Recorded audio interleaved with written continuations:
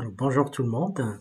On continue toujours notre série autour de la programmation web en Java J2E. Cette vidéo, on va la consacrer à la notion de servlet, sachant que la première vidéo, c'était autour de la mise en place de l'environnement de travail, l'installation de votre serveur web. La deuxième vidéo, quant à lui, c'était autour d'une introduction sur l'édition Java Standard Edition et puis Java Enterprise Edition. Et puis, on a parlé des serveurs web, des conteneurs, etc. Donc, on va passer maintenant à l'action. Et on va commencer par le premier concept autour de la programmation web Java, à savoir les servlets. Donc, ce qu'il faut retenir, c'est que avant les servlets, si on revient un petit peu en arrière, la première solution, c'était les applets. Alors, c'est quoi une applet? C'est une classe Java qui hérite soit de applet, soit de gapplet. Ça dépend de la bibliothèque que vous utilisez. Applet fait partie de AWT, donc la première version graphique de Java. Gapplet fait appel à Swing, la deuxième partie web, la deuxième partie plutôt interface graphique Java. L'objectif, c'est quoi exactement? C'est vous développer une classe sous forme d'applet ou bien de gapplet qui hérite à partir de ces deux classes que je viens de vous présenter. Vous allez définir votre interface graphique avec des boutons, des champs de texte, des listes, des tableaux. Tout ça sera développé avec le langage Java. Et derrière, c'est comme vous allez en train de développer une application interface graphique en Java ou quoi.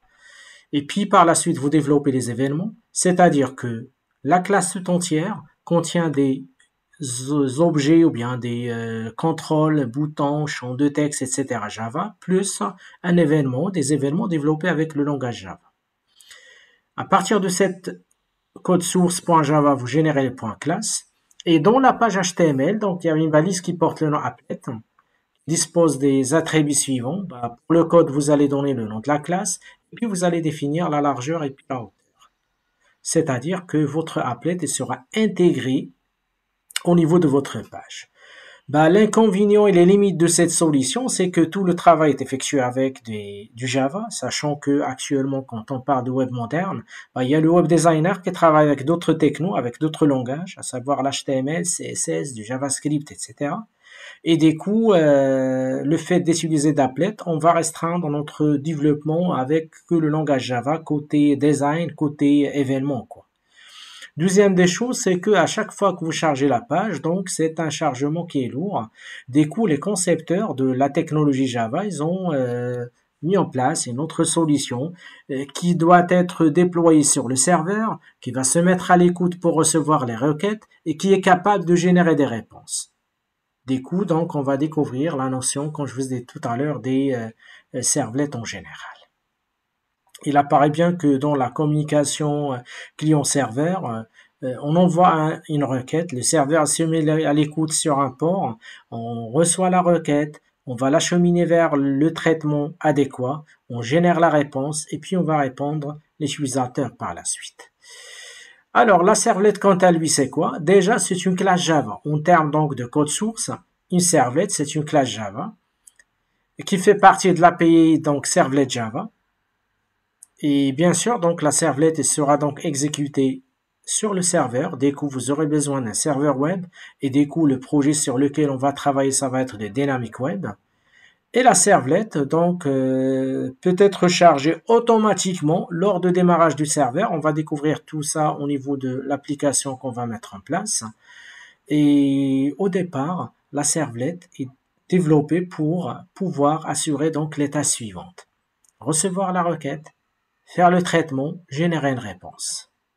Sachant qu'après, lorsqu'on va parler de MVC, la servlette va prendre en charge une responsabilité bien précise.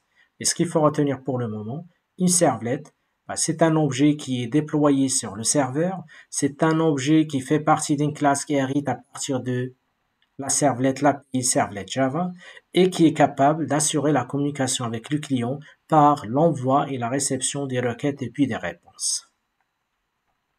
Donc, quel est son rôle? Comme je vous ai dit tout à l'heure, il permet donc de créer, renvoyer une page web, format HTML ou d'autres, vers l'utilisateur.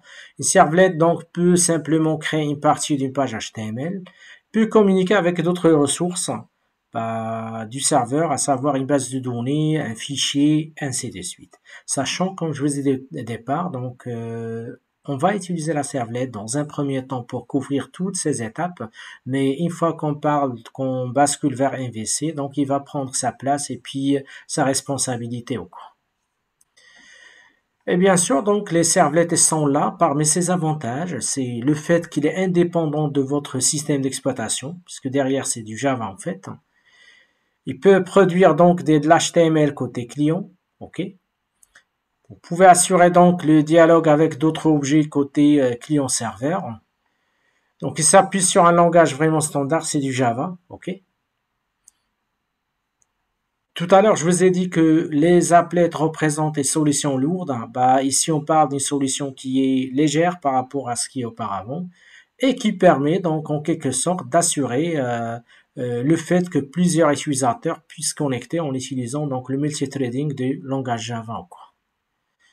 Par contre, on peut citer quelques inconvénients en termes par rapport aux applets, c'est que l'interface graphique utilisateur est limitée à HTML et le serveur web est surchargé par des servlets en mémoire. Si vous avez tant de servlets, dès qu'on va voir par la suite, lorsqu'on va intégrer donc des frameworks, on est censé contrôler le nombre d'instances de la servlet. Si elle est instanciée une seule fois, c'est suffisant pour qu'elle puisse répondre à toutes les requêtes et les demandes qui vont venir par la suite. Donc ça représente un exemple, donc si vous voulez, de la mise en place du servlet. Comme je vous ai dit tout à l'heure, on fait appel à HTTP Servlet, qui est défini dans l'API Servlet, sauf qu'avec les dernières versions des modules web, plutôt que de parler de JavaX, on va parler de Jakarta, on va la découvrir par la suite. Votre servlet, il dispose de deux méthodes, de get, de post, pour assurer la communication avec le client. Il dispose donc de paramètres request et response. Request pour gérer donc la requête, response pour générer une réponse.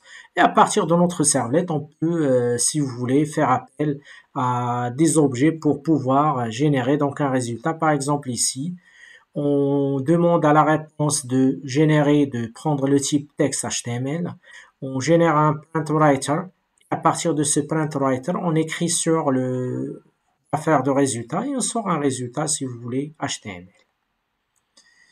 Donc comme je vous ai dit tout à l'heure, Servlet doit implémenter l'interface JavaX Servlet ou bien selon la dernière version, c'est Jakarta Servlet. Ça représente en grosso modo donc à partir de notre servlet, vous avez le HTTP Servlet qui représente une interface qui hérite à partir d'une classe abstraite générique Servlet. Et derrière, donc il y a des interfaces servlet et puis servlet config. Ce sont les différentes l'architecture, ou bien si vous voulez la structure interne de notre API. Une fois la servlet est créée, sûrement on va parler de ce qu'on appelle le cycle de vie de votre servlet. Quand est-ce que sera créé, quand est-ce que sera donc détruire et combien de temps il est censé rester au niveau de notre mémoire. Donc la servlet, elle dispose donc d'une méthode init. Cette méthode est appelée, si vous voulez, par le serveur qu'une seule fois, lors de chargement. Il y a la méthode service. Cette méthode est appelée automatiquement par le serveur à chaque requête de client. Il faut que cette méthode puisse faire le nécessaire. Et destroy, qui permet donc, si vous voulez, en quelque sorte, d'être appelé par le serveur à la fin, ok? Et puis, il permet de libérer les ressources et puis rendre le process thread principal. Donc, en termes de, si vous voulez, d'évolution de version, si on revient un petit peu en arrière vers la version Java Enterprise Edition 2.2, c'était en 1999, l'introduction du Java Servlet. Et en 2001, c'est l'amélioration mineure apportée au Servlet. Il y avait donc l'intégration des annotations à partir de la version Java J2E 2.4. En 2006, donc le nom Jakarta Servlet a été officiellement utilisé pour la première fois. Puis en 2009, l'amélioration apportée aux annotations qu'on a eu auparavant.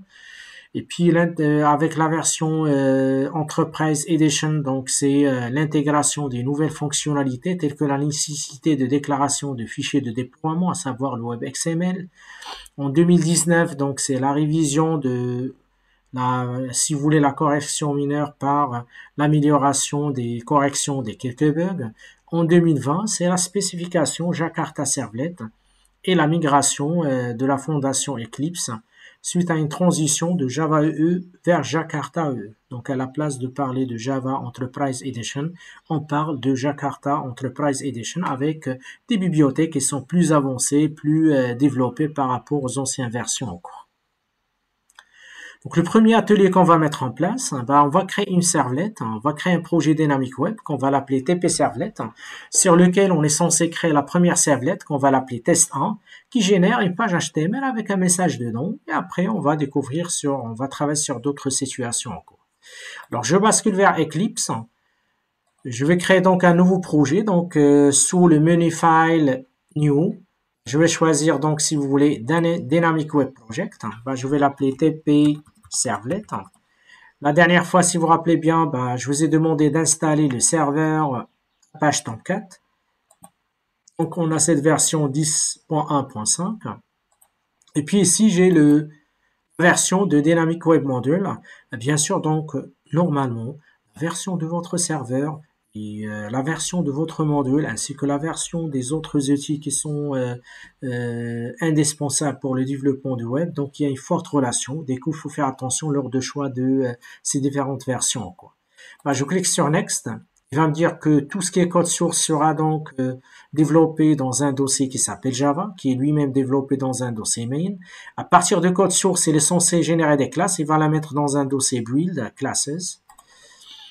Toutes les pages web vont être mises sur un autre dossier qui s'appelle Web App. À ce niveau-là, vous allez mettre tout ce qui est CSS, tout ce qui est HTML, GSP, ainsi de suite. Le contexte route, quand vous voulez exécuter le projet, ça va être le localhost, le numéro de port, et puis slash ce nom-là. Il vous demande est-ce que vous voulez intégrer le fichier de déploiement, à savoir WebXML. Je ne vais pas le faire pour le moment. Après, je clique sur Finish. Donc, automatiquement, on va se retrouver avec la structure suivante. Pour faire tout ce qui est web service, une partie dédiée pour le déploiement. Le build, c'est là où on va générer les classes. Et puis le Java Resources, comme je vous ai montré tout à l'heure, il y a les libraries. Automatiquement, dans un projet Dynamic Web, vous aurez le GRE ainsi que le Server Runtime. Et puis, dans le dossier donc SRC, c'est là où vous allez mettre donc le code source de l'application. Ce dossier-là, il contient ce dossier main. Il contient deux parties. Une partie dédiée pour le code source Java, une partie dédiée pour le web, qui contient pour le moment donc un dossier WebInf avec un dossier lib qui est censé avoir si vous voulez, des bibliothèques ou bien des jars par la suite. Alors, ce qu'on va faire dans un premier temps, je clique à droite sur la racine de mon projet. Je vais faire appel à Servlet. S'il ne figure pas dans la liste, vous êtes censé aller vers Other, et puis vous écrivez Servlet. Alors, une fois que je clique sur Servlet, il va m'afficher la fenêtre suivante. Le projet, c'est TP Servlet. Le dossier source, c'est Java. Il me demande de donner un package, donc je vais l'appeler service, par exemple. Ça, c'est le dossier sur lequel il est censé enregistrer la classe. Et puis, à ce niveau-là, donc, je vais l'appeler Test 1. Et là, je me demande de remarquer que ma super classe, c'est Jakarta Servlet HTTP HTTP Servlet, puisque là, j'utilise la dernière version de module web Dynamic Web. Alors, je clique par la suite sur Next. Donc ici, je ne vais rien rajouter. Je garde les choses telles qu'elles sont. Dans la dernière fenêtre, il me demande quelles sont les méthodes que vous voulez mettre en place. Par défaut, je vous demande de remarquer que les méthodes de get, de post sont déjà donc sélectionnées. Sinon, vous pouvez ajouter init comme je vous ai dit tout à l'heure, le destroy, service, ainsi que d'autres traces pour traquer donc ce qui se passe au niveau de votre servlet. Selon les besoins, vous allez choisir l'une ou l'autre. Avec la possibilité, si vous voulez interdire l'héritage à partir de votre servlet, n'a qu'à cliquer sur Fine. Je clique sur Finish et là vous allez voir que automatiquement on va se retrouver avec notre servlet qui hérite à partir de HTTP Servlet qui est défini dans jakarta.servlet.servlet avec les deux méthodes. Donc j'ai le constructeur qui fait appel à sa paire, le constructeur de la classe mère. J'ai la méthode doGet et de post avec les paramètres request et response pour manipuler et pour, si vous voulez, faire appel, assurer la communication client-serveur. Une chose très importante, je vous demande de remarquer, tout à l'heure, j'ai pas choisi le web XML. Une fois que j'ai créé une servlette, je me retrouve avec le web XML, c'est le fichier de déploiement. Quand je clique là-dessus, vous allez voir que notre fichier il contient donc les informations et les balises suivantes. Et là, je vous demande de remarquer, la servlette que j'ai créée, là, ajouté donc une balise qui s'appelle servlette, sur laquelle il a mis le nom de la servlette, pas de description puisque je ne l'ai pas fait tout à l'heure, et puis il a mis en place le nom de package, le nom de la classe servlette. En parallèle, elle a ajouté ce qu'on appelle le servlet mapping. Si vous voulez faire appel à cette servlette, n'a qu'à faire cette URL. Okay? C'est-à-dire que notre servlette, elle est créée, elle est reconnue partout dans le projet. Une fois que le serveur de web démarre, il va consulter le fichier web XML. À partir du fichier web XML, il est censé donc charger la servlette pour qu'il se mette à l'écoute. Ok? Si vous voulez pas passer par cette méthode-là, donc je peux faire la chose suivante. Donc déjà ici, je vous demande de remarquer qu'on a des erreurs avec notre, si vous voulez, fichier. Il vient de nous dire qu'en quoi. Alors le problème sûrement, ça vient du fait, je vous demande de remarquer, on a le Welcome File List qui permet de définir les pages d'accueil. Pour le moment, nous, on n'a aucune page d'accueil n'est définie au niveau de notre projet. J'enlève tout ça, voilà, j'enregistre. Et là, vous allez voir que j'ai plus de problème. L'erreur, ça vient du fait qu'on a les éléments qu'il a mis en place tout à l'heure. Alors, comme je vous ai dit tout à l'heure, pour créer ou bien relancer votre servlette dès le démarrage de votre serveur, soit vous allez le définir à ce niveau-là, sinon j'aurais dû faire la chose suivante. J'enlève tout ça, je reviens vers la servlette en question, et là, donc, avant la classe public class, j'ajoute la notation web servlet.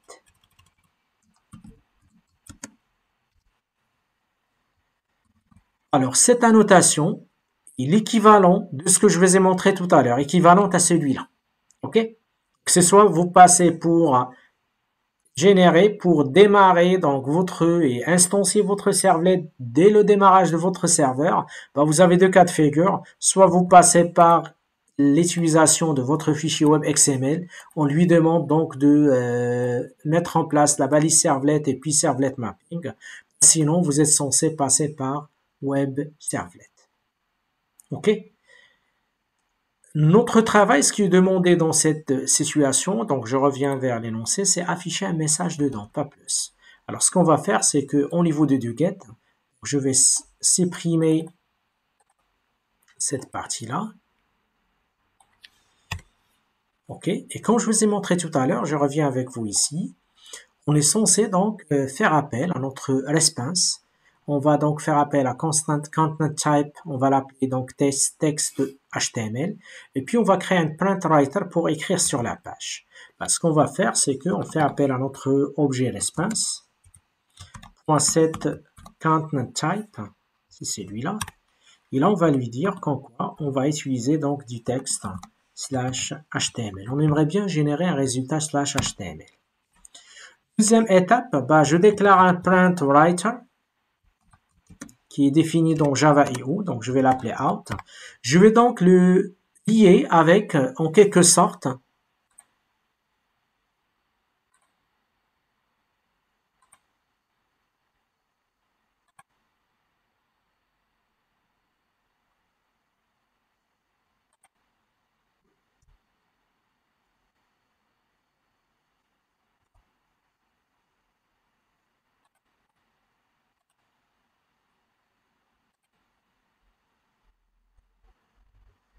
voilà, donc, OK. Je suis toujours en mode enregistrement, donc je crée que j'ai quitté donc l'enregistrement, quoi. Alors, à ce niveau-là, comme je vous ai dit tout à l'heure, donc je vais le lier avec mon response, point donc getWriter, et par la suite, donc j'écris le code HTML si vous voulez, avec donc print. J'aurais dû faire ici, c'est de l'HTML.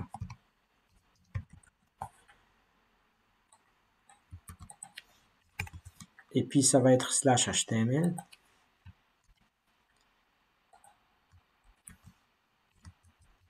Je mets en place donc le body.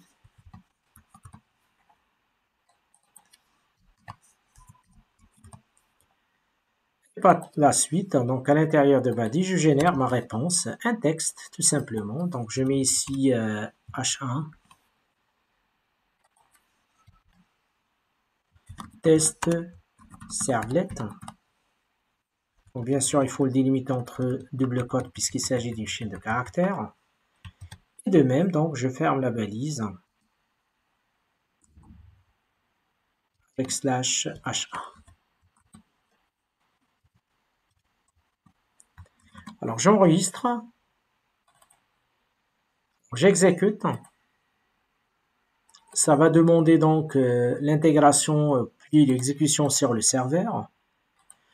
Et si tout ça se passe bien, il va exécuter la méthode doGet et des coups, il est censé donc me générer la réponse. Et voilà, il vient de me générer test servlet. Je crois que j'avais comme une erreur au niveau de body. Je reviens vers test Java. Donc j'avais mis ici, ici ça va être /body. C'est la balise en fait.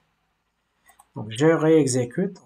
Là, vous allez voir que automatiquement, il est censé donc me générer la page comme il faut, quoi.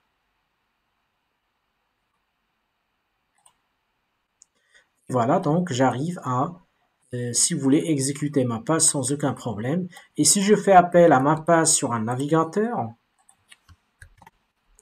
vous allez voir quand je fais appel à inspecteur, puis au code source, vous allez voir qu'on va se retrouver avec le résultat fourni par le serveur pour s'assurer qu'il s'interprète et s'exécute côté serveur.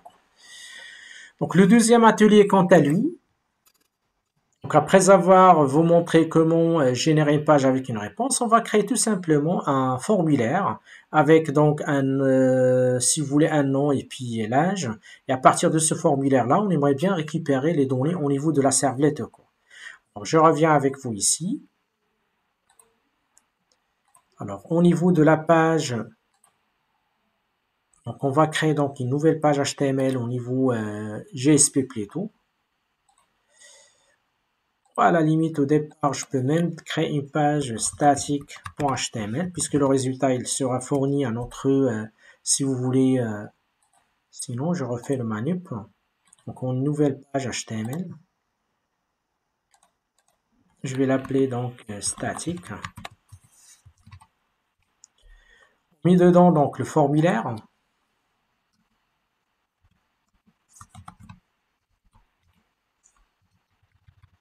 Alors, au niveau de formulaire, donc, je vais choisir la méthode. Donc, je vais choisir la méthode post. Puis ici, vous avez le nom. Pardon.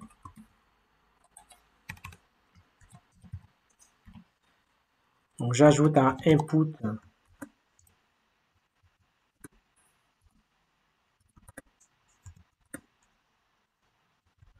Bon, le name, ça va être nom. Avec des BR pour forcer le retour à la ligne. J'ajoute le deuxième champ, c'est l'âge. Alors l'âge, quant à lui, j'aurais dû faire number. Et par la suite, j'ajoute le bouton envoyer.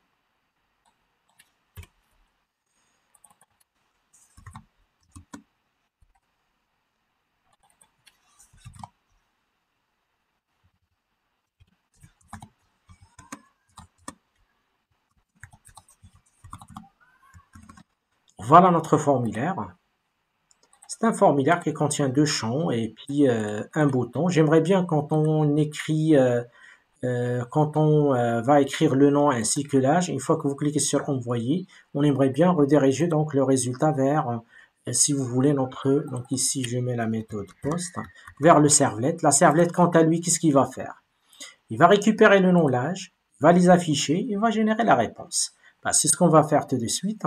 Je bascule vers test1.java et là je travaille sur la partie de post, quoi. À ce niveau-là, donc premièrement, je déclare donc deux variables. Donc je déclare une variable int, plutôt au départ c'est string. le nom. Pour récupérer maintenant, je fais appel à request.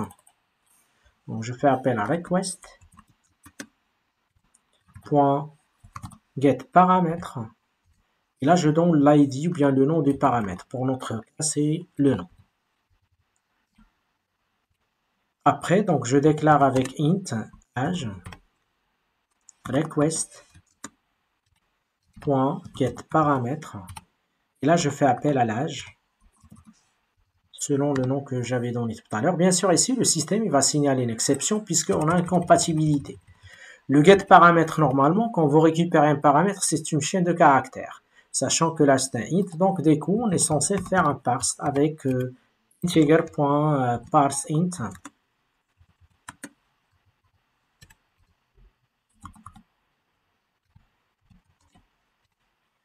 Et là, je lui passe la chaîne en question encore. Et par la suite, je génère la réponse, comme tout à l'heure. Je vais créer donc les éléments suivants.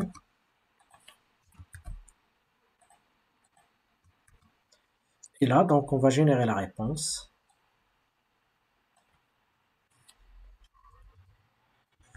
Nom de point.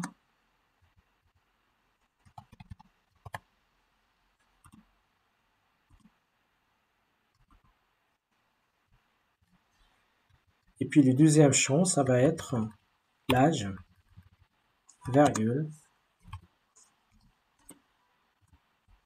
âge égal. Et là, on fait appel à la propriété âge. Voilà, on vient de récupérer donc le nom et puis l'âge à partir donc de l'autre côté. Alors, ce qu'on va faire par la suite, on va revenir ici. On va ajouter l'action si vous voulez. On va ajouter une action. Alors, l'action, il va aller vers la servlette. Donc, la servlette, elle s'appelle test. Donc, ça va être /test1.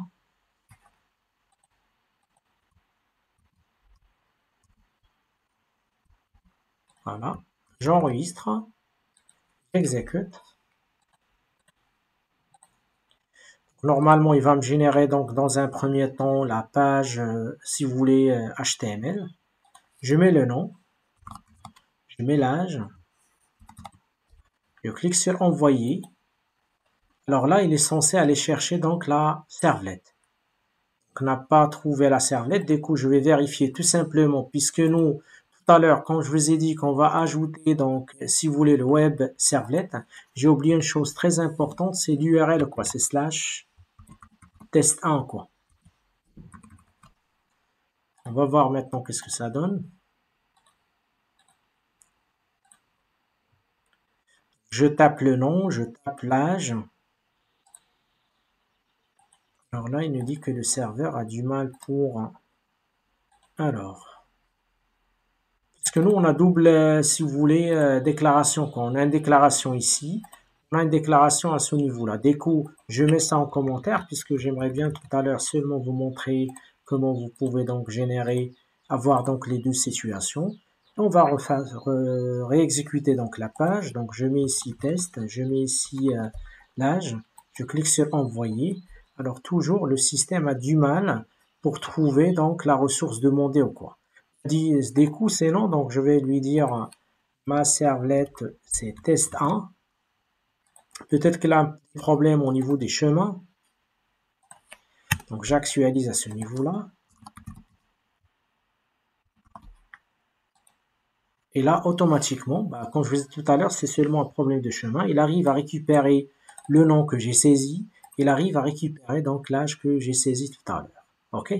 Alors, du coup, il apparaît bien que le problème, ça vient du fait que lorsque j'ai utilisé action, il faut faire attention puisque lui, il est censé donc ajouter le /test en général. Parce que tout à l'heure, quand j'avais mis ça, le système n'a pas trouvé donc l'URL. Le dernier atelier, quant à lui, on va essayer de développer donc la même interface, sauf qu'on va essayer de mettre en place une interface de calcul. Cette interface, donc, on va avoir le nombre 1, nombre 2, un champ pour résultat. Il apparaît bien que le résultat qu'on vient d'avoir dans cette situation, il s'affiche donc directement sur la page web. Nous, on aimerait bien que la servlette puisse faire le traitement. À la place de générer la réponse et d'afficher le résultat lui-même, il va donc retourner, renvoyer le résultat vers la page de source pour qu'il puisse l'afficher ou quoi. Donc, pour ce faire, ben, je vous demande de créer une nouvelle page GSP maintenant au niveau de Web App. Donc, la page, on va l'appeler, donc, si vous voulez, SAM.gsp. OK. Alors, dans cette page, on va mettre un formulaire. On va intégrer même le Bootstrap si vous voulez. Je vais partager avec vous le lien de fichier par la suite au niveau de la description. Je vais créer un nouveau dossier, OK, qui porte le nom CSS. Et je vais copier donc en quelque sorte le fichier donc Bootstrap min. Je vais le mettre au niveau de CSS. On commence le développement de notre page SOM, quoi. Donc à ce niveau-là, ce qu'on va faire, c'est que je vais ajouter en quelque sorte la balise link. Donc ici, c'est style cheat. Et dans href, je fais appel à css / bootstrap.min.css. Je mets en place donc un div avec la classe conteneur si vous voulez.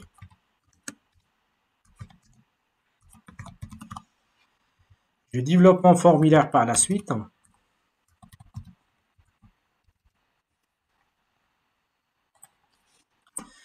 Alors pour la méthode, donc j'aurais dû faire post comme tout à l'heure. L'action, on va le développer par la suite. Ici, on a nombre 1.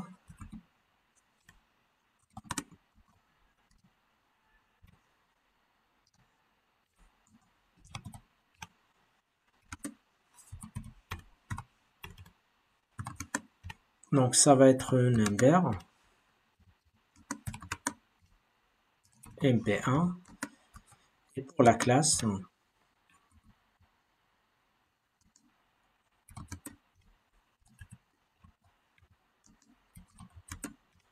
j'applique donc form control.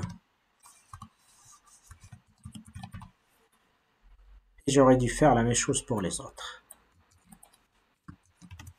Donc on a nombre 2. C'est mb2. On a résultat.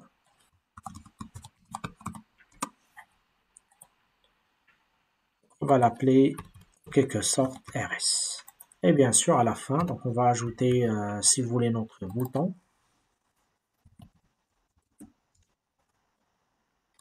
On va l'appeler btn. Dans la classe, on va utiliser btn success.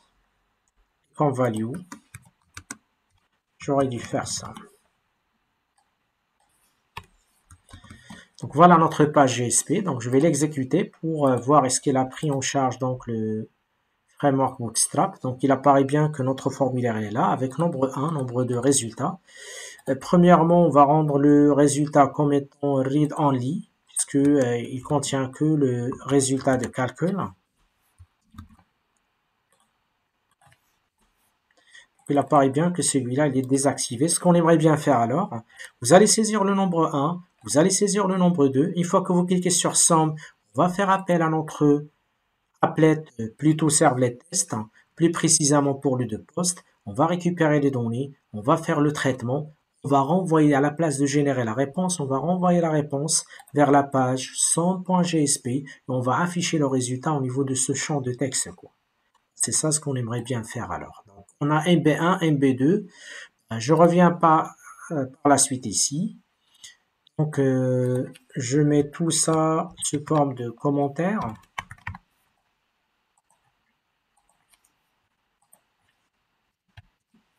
Voilà. Alors, ce qu'on va faire, premièrement, récupération des données.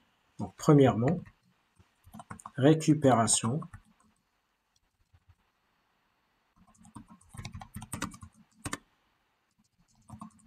de la requête. Donc, pour ce faire, tout simplement, on va déclarer donc int mb1 est égal, comme je vous ai montré tout à l'heure, j'aurai besoin de faire un cast. Ici, ça va être mb1.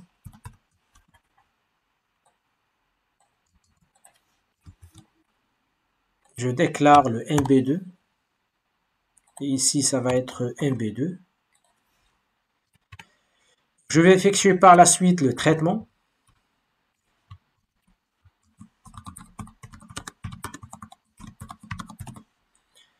Donc, pour effectuer le traitement, je déclare une variable qu'on va l'appeler result. Qu'est-ce qu'on va mettre dedans? Tout simplement mb1 plus mb2. Je me suis trompé ici, c'est mb2. Voilà. Et par la suite, redirection vers la page somme avec le résultat. Alors, ce qu'on va faire alors, c'est que je fais appel à mon objet request, point set attribute. Je vais envoyer un attribut qui s'appelle result, qui contient cette variable result. C'est le résultat de calcul, quoi. OK? Puis par la suite, donc c'est un point virgule, pardon. Alors par la suite, je fais appel toujours à mon request, en get dispatcher, request dispatcher. Je vais rediriger l'utilisateur vers la page. On les a appelés, donc si vous vous rappelez bien, som.gsp avec les paramètres request et puis expense, quoi. Donc ces deux instructions, ils permettent de faire la chose suivante. Vous allez rediriger l'utilisateur vers la page som.gsp avec un attribut qui s'appelle result, qui contient le résultat, qui est le calcul, qui est la somme pour notre situation, quoi. Je mets à jour somme. Au niveau de formulaire, je vais ajouter l'action. Je vais mettre test 1. J'arrête carrément le serveur et puis je relance la page. Alors, on a donc loupé une chose très importante, c'est que on aimerait bien afficher le résultat au niveau de champ de texte RS. C'est pour ça que je vais ajouter ici attribut value. Je mets ici donc ce qu'on appelle expression tag expression. Je mets ici donc égal. Là, je fais appel à qui? Je fais appel à request. Je récupère le paramètre de tout à l'heure, quoi. Point get attribute. Je vais récupérer l'attribut qui s'appelle result. Donc je répète, dans l'attribut, donc ici ça va être égal. Je change carrément ici. Alors on est en train de dire au système la chose suivante. On va donc faire un schéma de l'exécution. Vous, normalement, vous allez saisir le MB1 et MB2, vous allez cliquer sur somme. Le système, donc le formulaire, il va s'adresser à test 1.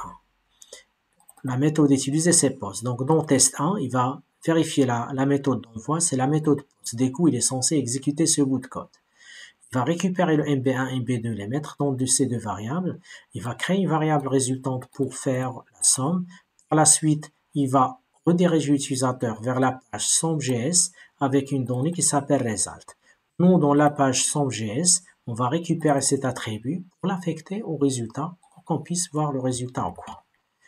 Je réexécute. Donc, je vais saisir le premier chiffre. C'est 2 par exemple. Je vais saisir le deuxième. Je clique sur somme. Là, je vous demande de remarquer que ça commence par la valeur nulle puisqu'il n'y a rien pour le moment. Alors ici, il nous dit qu'en quoi? Là, donc là, je me suis trompé au niveau de l'extension quoi, puisqu'on n'a pas trouvé la page. Du coup, je reviens ici pour rectifier. Je me suis trompé ici, c'est la page GSP. Il n'a pas trouvé la page, du coup, c'est normal qu'il va générer une exception, quoi. Je reviens à la somme, je réexécute à nouveau la page. On va saisir à nouveau donc les valeurs MB1, MB2. Je clique sur somme et là, je demande de remarquer que le résultat s'affiche sans aucun problème, sachant que derrière nous, il y a tout un travail, tout un traitement autour de la servlette. Ce qu'il faut retenir par la suite, c'est que le résultat n'est pas lisible puisqu'on perd les nombres 1, nombre 2. Donc, pour garder le nombre 1, nombre 2, ce qu'on va faire alors, c'est qu'au niveau de somme, j'aurais dû faire la chose suivante. Donc, au niveau de déjà test, on va envoyer donc tous les attributs MB1, MB2. Donc, ces éléments-là, on est censé donc les envoyer. On va voir si on fait comme ça, qu'est-ce que ça donne. Je récupère ça.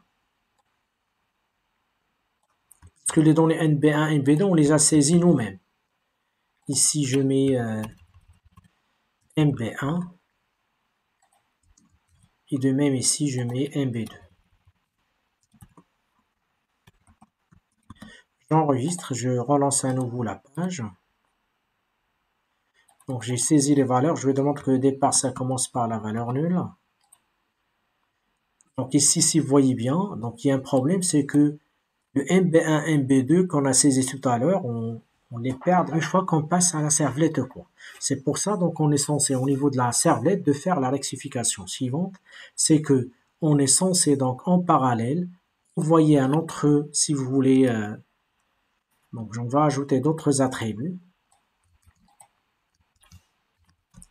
Le premier, on va l'appeler, si vous voulez, MB1, pas de souci. Le deuxième, c'est MB2.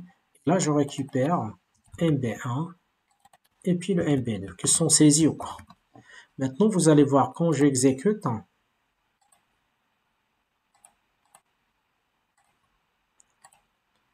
je vais exécuter l'application à nouveau. On va ressaisir donc les valeurs. Donc, je mets ici, si vous voulez, 3.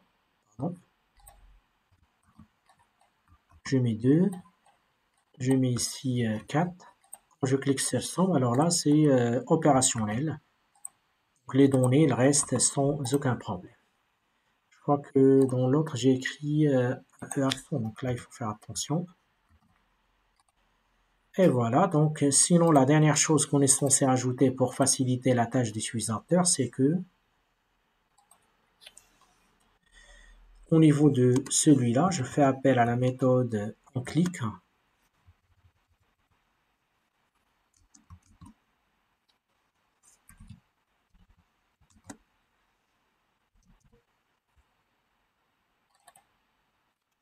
Alors, this.value,